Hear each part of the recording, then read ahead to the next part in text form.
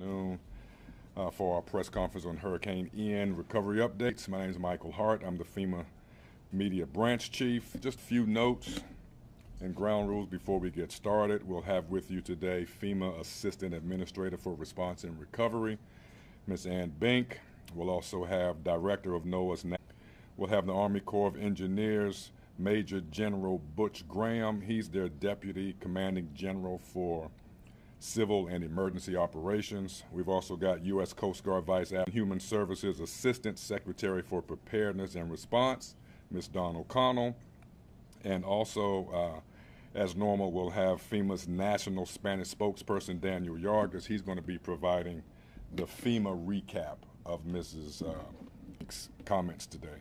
After updates from Ms. Bink and panel members, you will have about an hour to ask questions pertaining to, if necessary.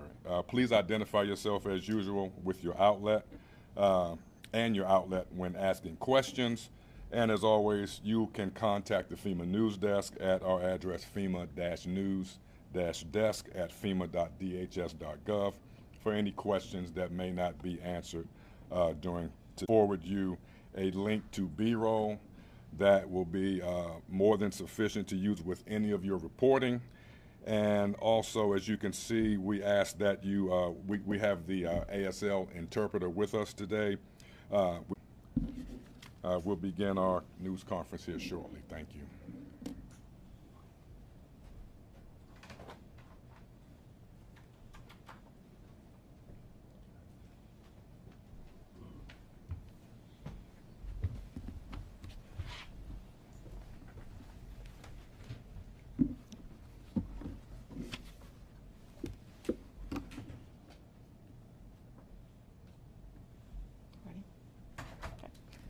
Good afternoon, everyone. I'm Ann Bink. I'm the Associate Administrator for the Office of Response and Recovery at FEMA.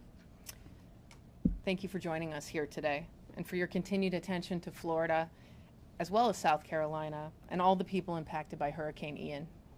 I also want to thank the dedicated leaders standing up with me here today. The partnerships across the federal family enable our effective response to this disaster and ensure stronger. Together, we will rebuild from this tragedy, and we will be there until the work is done.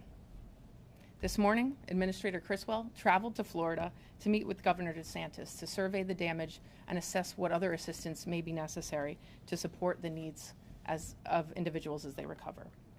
I would also like to echo Administrator Criswell's thanks for Governor DeSantis and Florida's Director of Emergency Management, Kevin Guthrie, for their leadership during this difficult time.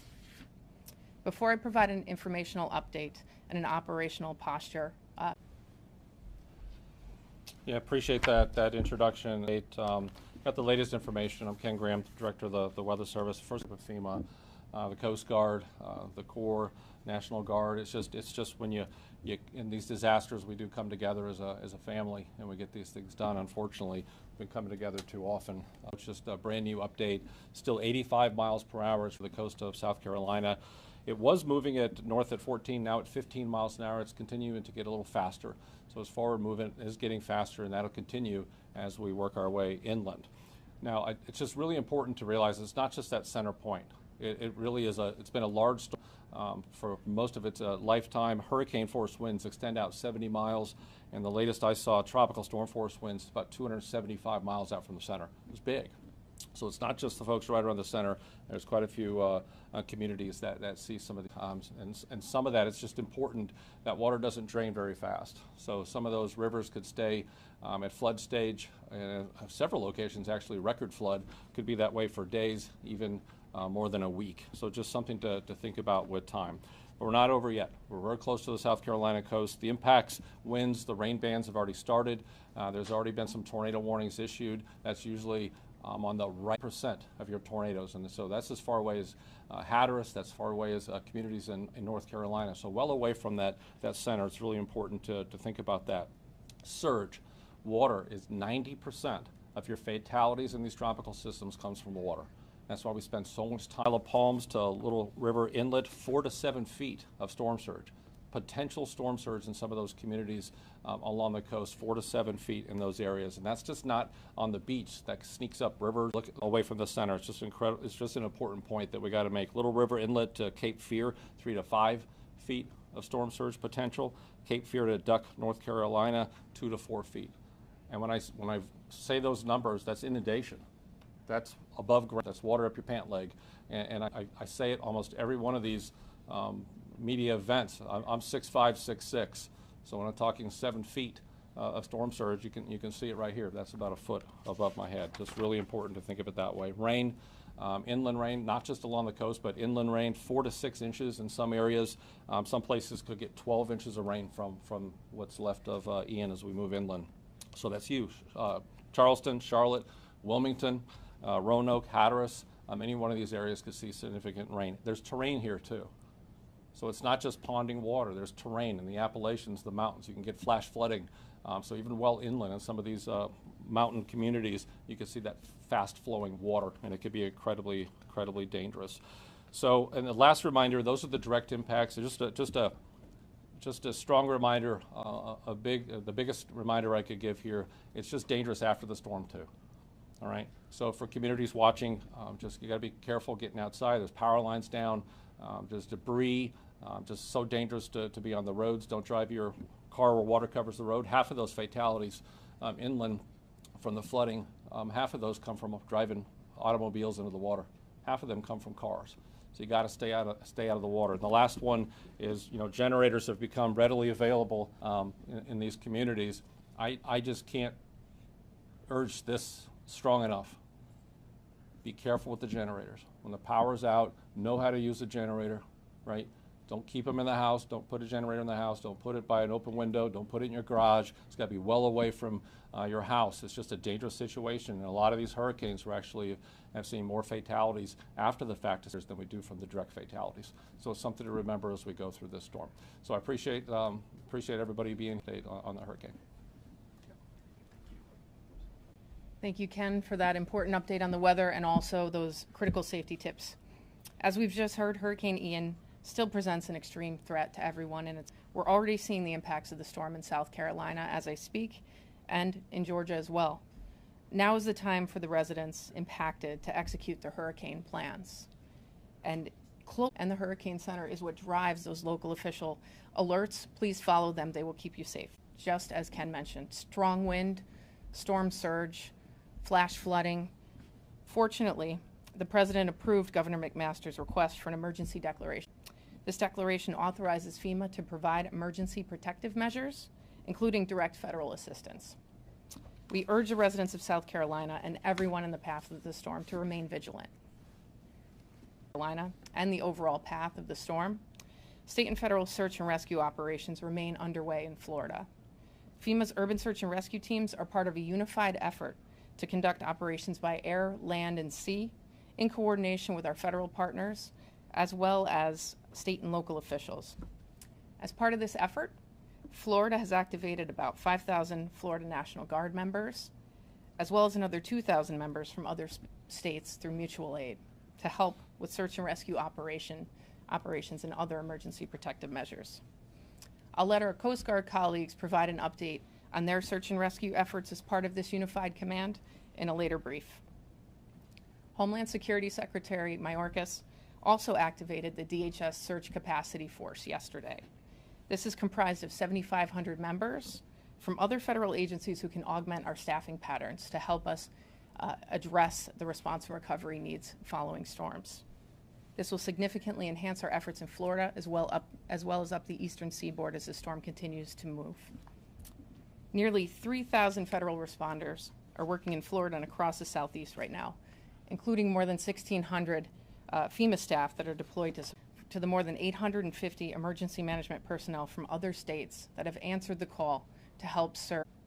Finally, I'd like to add that our Center for Faith-Based and Neighborhood Partnerships is coordinating closely with national non-governmental organizations such as the National Urban League, AARP, the Methodist Episcopal Church, and national voluntary organizations active in disasters to ensure FEMA and our federal partners have the best on-the-ground information from communities impacted. Thanks to President Biden's swift approval of Florida's major disaster declaration, FEMA assistance is now available to help impacted individuals across designated counties to help jumpstart the recovery. The four additional counties have been added to the major disaster declaration for assistance, and as we continue to survey damage, we expect that number to disasterassistance.gov, using the FEMA app, or dialing 1-800-621-FEMA. That's 1-800-621-3362 to start your registration process to get the assistance and the services that you need. In addition to all 67 counties and the Miccosukee Tribe, Indians of Florida, and the Seminole Tribe of Florida, they're all eligible for emergency protective measures as well, including search and rescue efforts. Before I turn it over to my partners on the stage, I want to remind everyone that this storm is not over yet, as Ken Graham has said. And just because the skies are clear does not mean it's safe. Water can support those impacted by disasters. We have the resources, we have the resolve, and we remain ready to lean forward to continue to help those in Florida and elsewhere to jumpstart the recovery. Thank you, and with that, I'll turn it over to Daniel Yargas, who will provide our Spanish language update. Daniel? Thank you so much. Buenas tardes, soy Daniel Yargués. Empezamos con la actualización. La administradora de FEMA, Diane Criswell, visitó el estado de Florida y se reunió con el gobernador. Escuchamos del director de NOAA, Ken Graham. Ian todavía presenta una amenaza a las personas en su trayectoria. Estamos viendo los impactos de la tormenta en estos momentos. Ahora es el momento de que los residentes de Carolina del Sur ejecuten esos planes de emergencia que tienen. Todos los peligros que hemos visto en el estado de Florida pueden afectar a aquellos que viven tierra adentro, con fuertes vientos, lluvia, inundaciones y muy peligrosa la manejada ciclónica que puede ser mortal también. Afortunadamente, el presidente Biden aprobó una petición del gobernador McMaster de Carolina del Sur de una declaración de emergencia. Urgimos a los residentes de Carolina del Sur y en la trayectoria de esta tormenta a estar muy atentos a sus desarrollos. Así como continuamos vigilando la situación en Carolina del Sur, la trayectoria del huracán Ian, las operaciones de búsqueda y rescate federales y estatales continúan llevándose a cabo.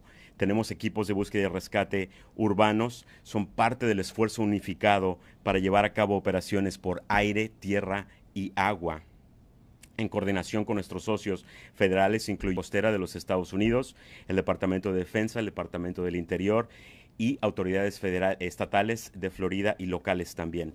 Y como parte de este esfuerzo, Florida ha activado alrededor de 5,000 miembros de la Guardia Nacional y a 2,000 miembros. Activado alrededor de 5,000 miembros de la Guardia Nacional y a 2,000 miembros de otros estados para asistir a la, incluyendo equipos también de búsqueda y rescate. Nuestros socios de la Guardia Costera proveerán más detalles de sus operaciones en unos momentos. El secretario del Departamento de Seguridad Nacional de los Estados Unidos, Alejandro Mayorkas, ha activado la Fuerza Nacional con 7,500 miembros de otras agencias federales, dando a suplementar nuestra fuerza laboral en FEMA. Esto aumentará de manera significativa nuestros esfuerzos en el estado de Florida. Casi 3,000 empleados de rescate federal trabajan en Florida y en el sureste del país, incluyendo más de 1,600 empleados de FEMA que están apoyando esta misión. Como lo dijo la asistente Bink, estamos muy agradecidos por el trabajo de más de 850 empleados de manejo de emergencias y otros estados que han apoyado a las personas, a los residentes de Florida, por medio del acuerdo mutuo que tienen de trabajo. El Centro de Municipalidades y Trabajos de Culto está coordinando muy de cerca con organizaciones no gubernamentales como National Urban League, AARP, la Iglesia Metodista Episcopal Africana y otras organizaciones voluntarias activas en desastres para asegurarse de que FEMA, sus socios federales, tengan la mejor información disponible para las comunidades afectadas. Y como lo dijo Ann, le damos gracias a la rápida aprobación de la declaración de desastre mayor por parte del presidente Biden para el estado de Florida. FEMA estamos disponibles para ayudar a las personas afectadas en los condados designados Esta declaración también nos permite ofrecer asistencia adecuada y adapta a las necesidades de cada comunidad. Hoy me complace compartir que han añadido 4 condados adicionales al estado de Florida a causa del huracán Ian para recibir asistencia y las evaluaciones de daños van a continuar llevándose a cabo los días. También queremos pedirle a todas las personas que fueron afectadas por el desastre que soliciten asistencia en disasterassistance.gov/ES, llamando al 1-800-621-3362, cargando la aplicación de FEMA. Y además de los 67 condados, también las tribus Miskosuki y la tribu Seminole de Florida también pueden agregarse a esta declaración con protecciones de emergencias. Antes de ceder la palabra a nuestros socios, quiero recordarles que esta tormenta no ha terminado, aunque vean que ya salió el sol y que hay cielos despejados, el peligro de esta tormenta, de este huracán continúa. Y podemos darles ejemplos como el tendido de cables caídos, aguas inundadas que pueden ser mortales, y también les pedimos que no salga y que permita que las cuadrillas de trabajo realicen ese trabajo para la recuperación. Ya sea en Florida, Carolina del Sur, Puerto Rico, en Alaska, FEMA estará presente para apoyar los impactos de los desastres. Tenemos la determinación para hacerlo. Gracias. Now we'll have remarks from Coast Guard. Vice Admiral Godier. Good afternoon. Coast Guard responders continue round-the-clock operations with a primary purpose of saving lives. At heart, we're a humanitarian organization, what we're doing on the ground in Florida as we speak. We're doing this from the air, on the ground, also from the sea. And since the storm made landfall yesterday, we've saved 117 lives, together with pets of the members that we've saved. Those operations continue for as long as it takes to rescue everyone. This operation is happening with unity of effort and tight synchronization and organization with all the requisite state and local authorities. For example, the National Guard, FEMA, and then local responders that are responding in the air and on the ground. We've all seen the images that have come from the devastated areas. We've all heard the stories coming out of that. And Coast Guard men and women who are operating in Florida are doing so with great sympathy and great fellowship with those who have lost their businesses, may have lost their homes, and even may have lost loved ones. The Coast Guard also has a top priority to reestablish and reconstitute the maritime transportation system. So in the days leading up to storm landfall, the Coast Guard, together with port authorities and the private sector, secured all the ports on the west coast of Florida and then the northeast portion of Florida to be secure as the storm passed through. Now that the storm has passed, we're working as we speak with the Army Corps of Engineers and NOAA to do a rapid survey and assessment of those port areas so we can resume and reconstitute maritime transport, incredibly crucial to trade and making sure that supplies make it into Florida. So we're focusing primarily on the Port of Tampa, St. Pete, and the Port of Unity in Florida. So as you've heard, this isn't over yet. This continues to be a very dangerous storm as it makes landfall in South Carolina with impacts in North Carolina, Georgia, and inland. Just as the Coast Guard did to prepare for landfall in Florida, we've worked the past couple of days leading up to storm landfall in those new areas to make sure that ports were secured and that Coast Guard aircraft, boats, and cutters moved out of harm's way and that we staged ready to respond once the storm passed and it was safe to do so. We're poised again to do search and rescue operations together with federal, state, and local partners in those areas as necessary once we can do a rapid assessment. It goes without saying, but it bears repeating, that we encourage everyone in these newly impacted areas to heed the advice of their emergency response authorities for evacuation, safe haven, and for preparedness so they can help manage their own safety and save their own lives in advance of this storm as it moves through. Thank you, and looking forward to your questions. Ms. O'Connor, Health and Human Services. Thank you so much. I'm Dawn O'Connell, the Assistant Secretary for Preparedness and Response at HHS. And as part of this whole of government response that you're seeing up here, HHS's Administration for Strategic Preparedness and Response, or ASPR, which I lead, has deployed teams of medical responders and supplies to the region in support of our state and local partners. As of today, we will have more than 318 personnel deployed and available to respond in coordination with FEMA and the impacted states. From the National Disaster Medical System, or NDMS, along with regional emergency coordinators, incident management teams, and logistical staff. Our teams are deployed in Georgia and in Miami, positioned to support any emerging medical needs in Florida and along the East Coast as Ian makes its second landfall in South Carolina. These NDMS teams include physicians, nurses, paramedics, and pharmacists who can assist hospitals with the triage and treatment of patients. They can provide medical support for people found by urban search and rescue. They provide medical and public health support to those relocated to emergency shelters, including to shelters serving special needs populations. And they can provide pharmaceutical support and resupply for ambulance strike teams. These teams are coming equipped with 52 tractor trailers holding approximately 520,000 pounds of medical supplies and equipment that can head right into the areas with the most need so they don't have to worry about securing equipment or supplies on their way in. Beginning tomorrow, one of these teams will deploy to Sarasota Memorial Hospital in Venice, Florida, to provide hospital decompression support. And on September 26, Secretary Becerra declared a public health emergency for Florida in response to the hurricane.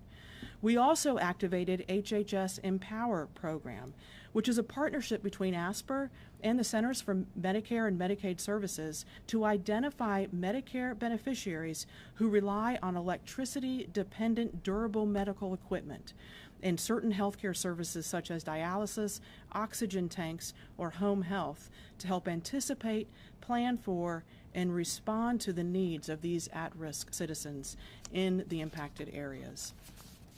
We continue to work in close collaboration with FEMA and our other partners, and we are committed to helping respond to the health-related impacts of the storm. We will provide all the support we can to help these communities in need. So if you are a hospital or a healthcare system, long-term care facility, assisted living facility, and you need help, please let us know. We've got teams on the ground ready to assist. Thanks so much. Thank you, ma'am. Major General. Thank you. U.S. Army Corps of Engineers. Okay. Good afternoon. I'm Major General, United States Army Corps of Engineers. The Army Corps is well postured to support FEMA both in Puerto Rico, Florida, and South Carolina. We are certainly standing ready to provide public works and engineering support and also to coordinate long-term infrastructure recovery. Simply put, we are leaning forward. USACE has more than 50 specially trained response teams supported by pre-awarded emergency contracts that allow us to perform that wide range of public works and engineering related support. In Florida right now we have 600 professionals, that's Corps of Engineers, civilians, our Army, and our contracting partners moving generators forward to assist the state to provide emergency power. We're assisting the state of Florida to provide of the infrastructure. Many of you have seen the pictures on media that shows what's been damaged. We're providing backstop support. Currently, we're working on 9 hospitals, as well as helping Lee County determine where its water distribution system is currently leaking. And then finally, we've got great partnerships with our tribal partner. We've been asked by the Miccosukee tribe to assist them on a canal that's currently flooding, and we've got engineers on site and pumps leading or moving to that location. Ma'am, thank you for your time here today. All right, thank you. With that, we'll take questions. Hi there, I'm Nicole Stang with CBS News. Thank you so much for conducting this briefing. If you'll indulge me, I have a question for you, Assistant Administrator and Vice Admiral Command and Director Ken Graham. Assistant Administrator, state emergency officials have announced 21 deaths as of this morning. Are there any updates to that number or indications that fatalities will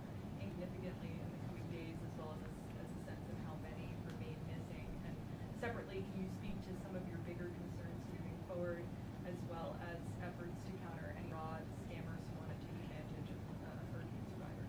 Absolutely. The state is the source of that information, so that is the latest information at this time. As we've discussed, we are laser focused on life safety efforts as we continue our search and rescue operations in conjunction with the Coast Guard and others.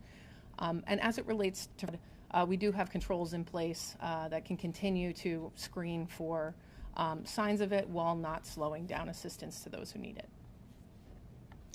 And Vice Admiral, go speak to some of the challenges of conducting rescue missions, given the level of decimation in some cases, water that has risen beyond the roof of a home.